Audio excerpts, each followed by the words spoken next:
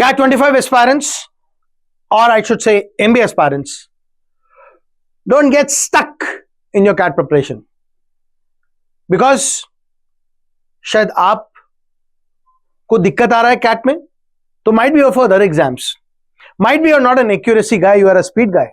Analyze this.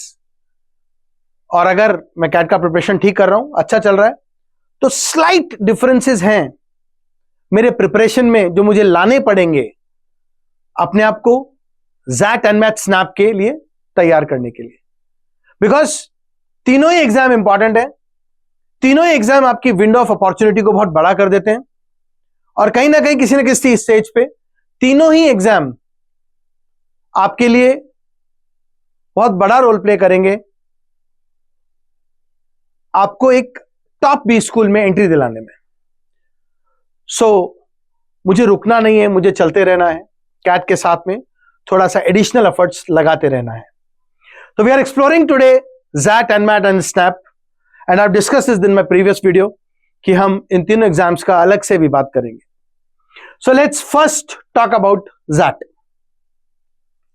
ऐसा कहते हैं it is one of the toughest MBA entrance exam in India. So you mean to say tougher than CAT? Yes. लेकिन क्या फर्क पड़ता है, उसी के हिसाब से तो नंबर्स गिर जाएगा कट ऑफ में, और अगर ओवरऑल स्कोर देखोगे वो भी कम हो जाएगा. तो अटेम्प्ट तो लिमिटेड ही रखना है, बट इसमें और भी बहुत सारे एस्पेक्ट्स हैं. अगर मैं अटेम्प्ट नहीं करता हूं तो भी नेगेटिव हो जाता है, तो फोर्स करेगा ये अटेम्प्ट करने को, तो एक्शन प्लान उसी के हिसाब से बनाना पड़ता है. It will be testing you in a different section called decision making, और वो डिसीजन मेकिंग का सेक्शन जो है वो अदर एग्जाम्स के क्वांट और वर्बल से थोड़ा अलग है, बट वो डिसीजन मेकिंग सेक्शन भी है. So start focusing on decision making. Previous year से प्रैक्टिस कर लीजिए.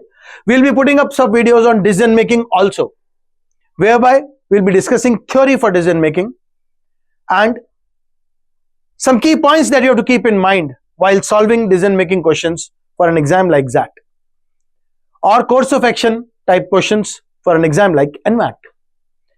तो प्रायोरिटाइज करना पड़ेगा आपको अपनी एक्यूरेसी को, और स्पेशली क्वांट में एक तरफ तो बोलेंगे डोंट अटेम्प्ट एवरीथिंग, एक तरफ बोलेंगे डोंट लीव एवरीथिंग.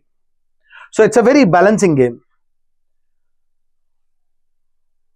डिपेंड करता है अभी पैटर्न्स में क्या क्या चेंजेस आते हैं फुल नोटिफिकेशन पे.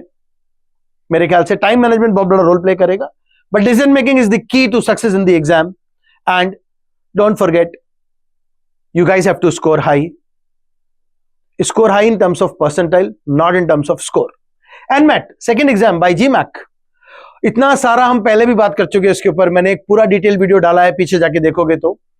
How to maximise, strategy to maximise your score in NMAT. सबसे बड़ा डिफरेंस है, this is the only computer adaptive test जिसमें क्वेश्चन का डिफिकल्टी एडजस्ट होता जाएगा आंसर्स के हिसाब से.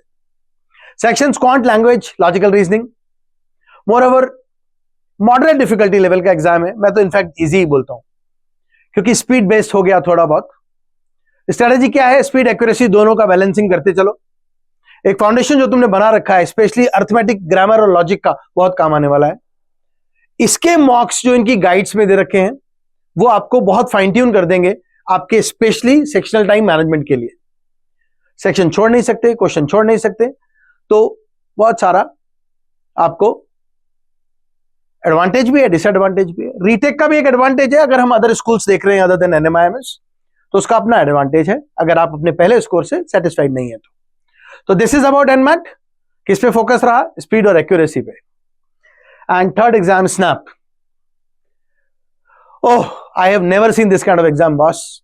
60 क्वेश्चन 60 मिनट्स. इस एग्जाम में तो सिर्फ एक ही गेम है, speed, nothing else. So if you're a speed guy, this is for you.